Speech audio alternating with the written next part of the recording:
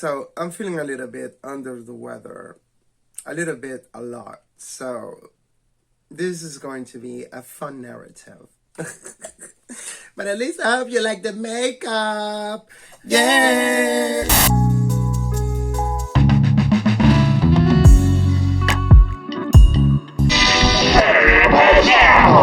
What do you know about human sexuality, puberty, and STDs? What?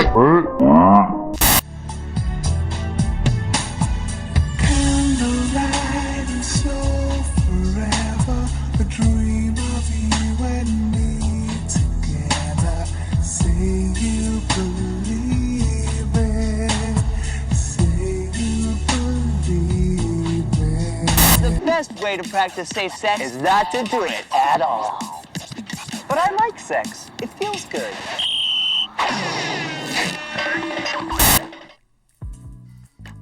I am a homosexual, cis male, non-binary person. I know it's a mouthful. But in that short phrase, I've let you know almost everything there's to know about my sexuality and my gender expression. At least enough to give you an idea of who I am and what I like. But for time-constrained reasons, let's just say I'm gay. Easier, right? I mean, that little text should give you a lot of info about me, but when you look closely, it might be way too general to accurately describe my sexual preferences and my sexuality in general. Gay doesn't say anything about my gender expression. Gay doesn't specify if I like to penetrate or be penetrated, or if I like penetration at all, if I'm sexually dominant, if I have kinks, if I have fetishes, fantasies, etc. Gay only lets you know that I like to do stuff, intimate stuff, with males, mostly cis males, and mostly sex. Let's not just beat around the bush. But also emotional and romantic stuff. I like doing all the stuff with cis males, and that is something that, in my personal case, has only happened once with a cis female.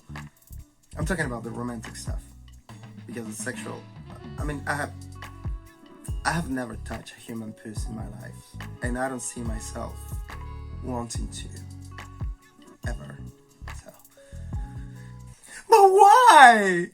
Well, in the last video, we discussed courtship as a natural way individuals try to select their sexual partners as a behavior that was derived from our need, our biological drive to use our resources intelligently and very effectively.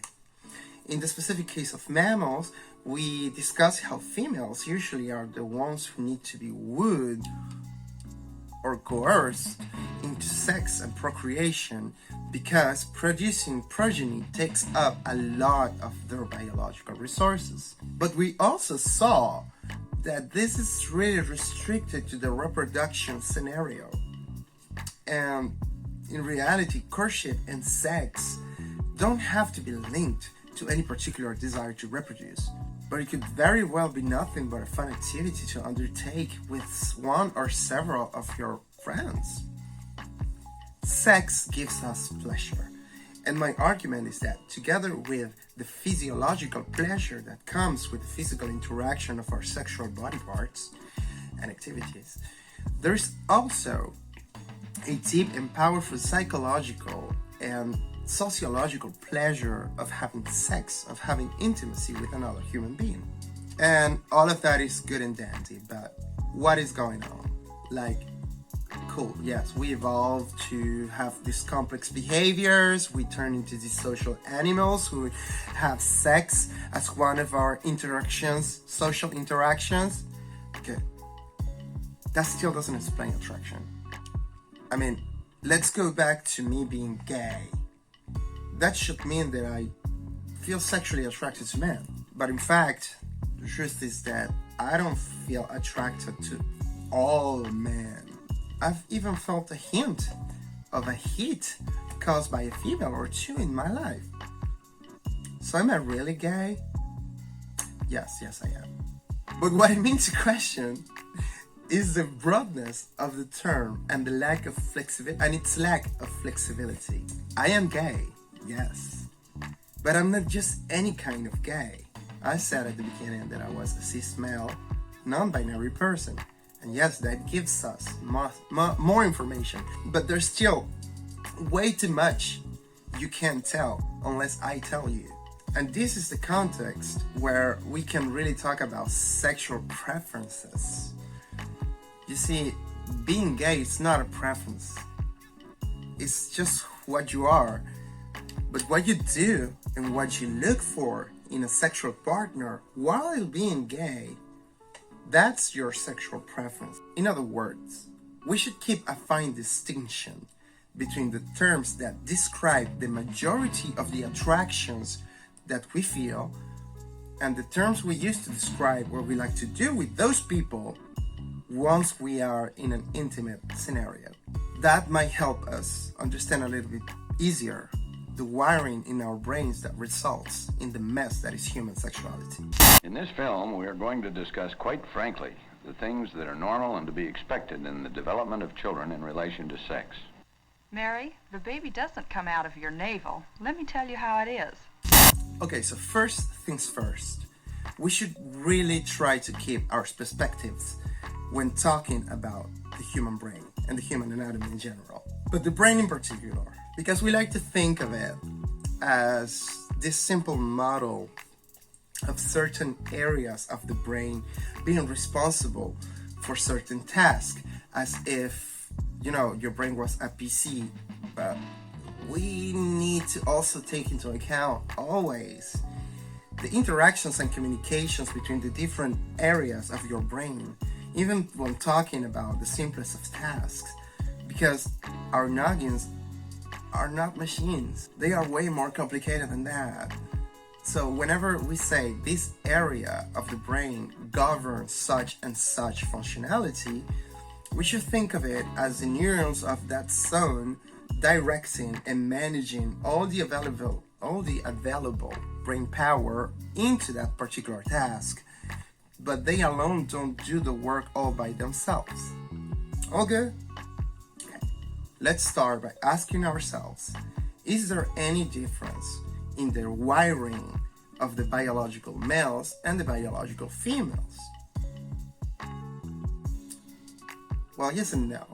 This has been an intense field of studies for years, and the list of truly sexually dimorphic areas in the brain is tiny. But yes, there are notable sites, like in the hypothalamus, where a statistical difference can be seen, and thus we can say that it's likely that such and such area play a role in sexuality. But let's get specific. The hypothalamus is a very little but incredibly important part of your brain that sits right in the bottom and regulates a vast amount of our automatic and conscious functions, especially and particularly through hormones. And it's organized into a myriad of different nuclei of neurons, each one with an assigned task, or well, presumed main task. Now, what we have seen in the very little and flawed studies that we have carried out so far, but what we have seen is that there seems to be a noticeable difference in size of a particular nucleus in the hypothalamus that might be the key to understanding bisexual and homosexual behaviors, at least in cis males. This particular site in the preoptic area is noticeably larger in heterosexual cis males than in homosexual cis males, who have actually a nucleus that is closer in size to the one that we can find in heterosexual cis women. It has been noticed as well in the past that when heterosexual men suffer damage to this area, to this particular area, they declare a reduced attraction to females, even if this is absolutely not necessarily at all accompanied by a new attraction to males. And I think that's very, very interesting. But again, these are very, very tiny and flawed studies. I mean, women are used merely as a control example instead of trying to understand also the complexity of female sexuality. But hey, the patriarchy is not gonna fall in one day, okay? But anyway, the reason why I stopped first on this example of different brain wiring is because we have an analog in other animals, specifically sheep. You see, if you didn't know, homosexuality is naturally present in domestic sheep. And in male sheep, it shows at a rather similar ratio of heterosexuals to homosexuals that what happens in humans, which is 10% of all male rams being gay. And in the hypothalamus of sheep, we have seen the same sexual dimorphism between heterosexuals and homosexuals I mentioned before in the same preoptic area. Moreover, there have been some hormones that have been clearly identified and shown to affect the development of those areas in uterus. So now the scientific terminology has changed to talk about rather of a decoupling between the desire to mount or to be mounted and the sexual interest in one sex or another. Meaning that one individual can desire to be mounted but still be attracted to the opposite sex, while another will want to be mounted but by the same sex, and vice versa. There's a decoupling between the two, and it seems that this molecule governs the development of the desire to be mounted or not. What that hints is to the fact that, as I said before, there's an etiological reason why we feel attracted to certain people and a different one to why we like to do what we like to do with them. What I mean to say is, yes, I am gay. I like cis men. The overwhelming majority of my attractions are to cis males. But once I am with one or several of those cis males in a sexual context, there are certain things that I like to do very much, but there are several others that don't do it at all for me, even if I'm sharing the bed with my most coveted guy ever. And that stems from the fact that our brains have different ways to handle the development of sexual attraction and sexual preferences. Sexual preferences in this case being strictly the collection of practices and behaviors we enjoy and we look for in a sexual partner. That is the part that seems to be linked to the preoptic area of the hypothalamus. Sexual attraction, though, appears to be more complicated than that. I mean, there are plenty of other biological and developmental factors that play a role also in the determination of those two concepts, and again restricting us to the lovely female exclusionary studies carried out so far. But we can talk about male birth order, where the youngest brother will have a higher chance, a higher probability of being gay the more older brothers they have. This actually has been recently proved to be an effect of a particular antibody inside the mother, and thus it gives us a biochemical hint of the process. We can also talk about how the epigenetics of the mother and the baby play also a role, but in short, it seems that all of these factors are particular influences on what is a developmental phenomena in our fetal state, mediated by hormones. So basically, yeah, I'm on the right track, baby. I was born this way. Oh, excuse me, Ricky. Ricky, I did see what you were doing. It felt good, didn't it? Let's go back for a second. I am a homosexual, cis male, non-binary person. I am gay. I have a particular site in my hypothalamus. I've been saying hypothalamus all this time, but I don't know if that's the way we should pronounce that. Maybe it's hypothalamus, but whatever. I have a particular site there that is likely almost identical in size to that of a heterosexual cis female. All of this tells you and lets you know that I like men, but doesn't tell you why. It tells you that when I was a fetus, my mom's epigenetic likely trigger or inhibit something in me, and my hypothalamus was not fully masculinized to the same level of your average heterosexual cis man. How can we translate that into what I know about my own sexuality? You see, I'm gay, yes, but I'm also a power bottom. I'm not very submissive, but I very much like to be passionately taken by a man, and not just any kind of man. I mean, I go crazy for baby-faced guys, for others, for hyper femme tops, for vanilla straight acting twinks, for rugby massive bird giants. I have been with all kinds of men, all sizes, all colors, all different tastes. I know for a fact that I prefer guys with a lot of pubes than someone with a lot of muscles, but who shaves himself. But I have been with guys who shave everything. I have been with short bird guy kind of guys. I have been with older men. I have been with any sort of combination, physical combination that you can choose for a man, and I have felt as attracted to them as I have been with any other of the guys that I find stereotypically as my type. So there's much more to attraction than just finding another person physically appealing. I mean, I have rarely ever done anything sexual with the men that I find the most attractive, that have caused the strongest reaction in me.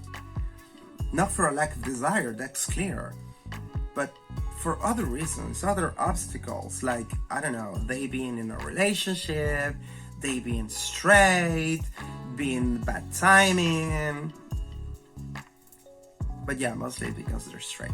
And I'm not one of those, James Charlesley kind of gay that chases after straights to lure them into sex. No, that's not at all my style. In fact, I've had so many occasions where I know that a straight buddy, a straight pal, wanted me to start something because they didn't have the courage, they didn't have the balls to do it themselves, and I have done nothing. But why? Why? Because if you really wanted this, if you really wanted it, you'd be on top of me right now. You'd be already on me. So maybe this is more the alcohol and the weed talking than you actually wanting to experience and experiment something about you. Explore. And I don't like to be treated as a toy. I don't like to be seen as a toy. So I just don't do it. What I mean to say is that even though it seems that I have an idealization of a masculine partner as the core of what constitutes my type of guy, it doesn't mean that I act on it, because I am constantly aware of what it is. It's an ideal, and I need to remember that to myself all the time, because I used to be basically Bridget Jones, looking for the qualities that I idealize in men, in real people, and trust me, sadly, that's a strategy that soon shows itself to be very, very harmful to you. So I don't advise it. I am gay. I am attracted to men. I have an idea of what kind of man I like, and I try to describe it to you. But in the end, in real life, I'm attracted to real people. Yes, 99.9999999% of them will be cis-male. But that doesn't exclude the possibility of me finding myself having really naughty thoughts and desires for a female. It has happened before. It could happen again. Even if my brain is wired in the gay configuration. And funnily enough, when we add my own personal sexual preferences, which is to be penetrated, the validity of that gay tag is even more blurry, since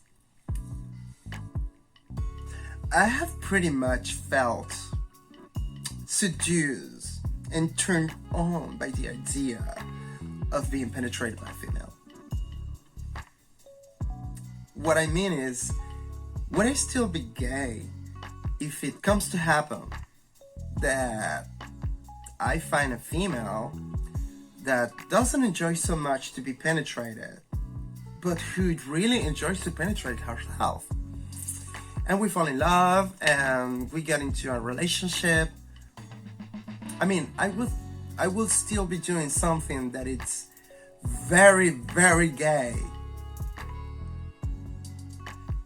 But would I still be gay? I mean, I'm doing it with a woman. It's not the most likely of the scenarios for me. But I know it is the case in many people that I know. This is why I wanted to dedicate this video to the main difference between sexual attraction and sexual preferences.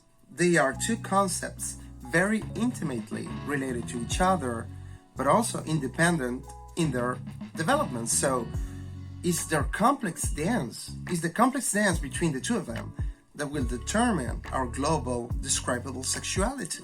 It seems to me that any sexual practice that we enjoy depends on that interaction, that complex interaction. And that is why sometimes, even with an open mind, we can't push ourselves to do something and to enjoy certain activities because they feel unnatural, almost unnatural to us. Me, for example, I have felt very few times the natural desire to top anybody. And I have had relationships crash and burn because I felt that my partner was somehow expecting me or pressuring me to top him, which I couldn't say for sure if it would ever happen again naturally. But on the other hand, I've also been in relationships where the contrary has also been true, where from the very start I have felt very much happy and at ease to be more versatile in a couple. Maybe not 50-50, but at least like 70-30. We can negotiate, you know? Which is not that bad if you're versed up. I mean, that has worked. What I don't know is the reason why my X number 407,503 factorial gave me that desire to be more versatile, while my X number 500 did not. And I think it's related to the complexity behind what each of us finds attractive in other people, but not just sexually attractive.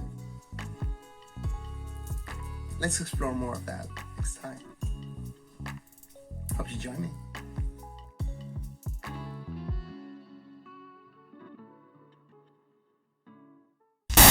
So, thank you very much for watching the video.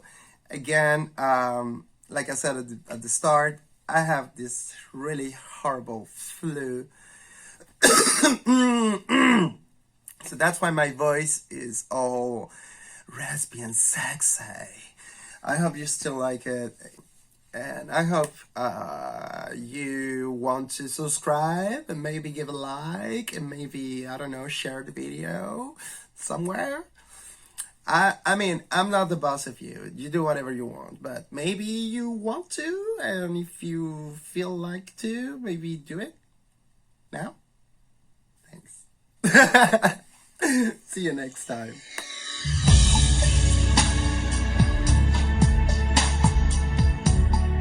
I like sex. It feels good. I like sex. It feels good. I like sex.